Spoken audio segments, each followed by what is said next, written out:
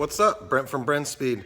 Just got done installing a Whipple kit on a GT350. George told me, hey, I'm going to take it in the dyno cell. I said, well, let's go in and see what kind of power it makes. The last one of these we did, and this is the base Whipple kit. Whipple cal, 10 PSI pulley, 91 octane, or you can run higher octane, but it's not like a really hot cranked up cal or a lot smaller pulley. It's just a 10 PSI kit. The last one was 750 of the tires. And that car was all stock except for the Whipple.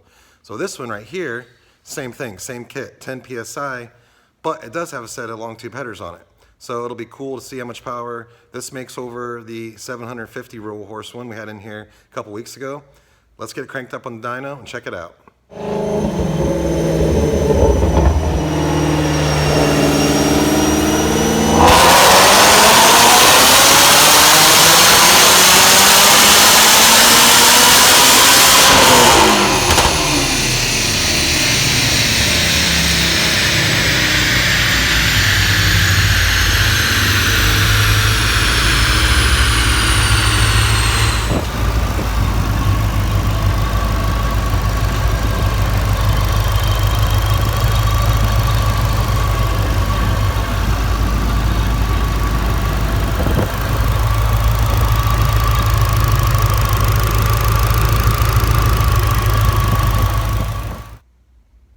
Not bad, not bad.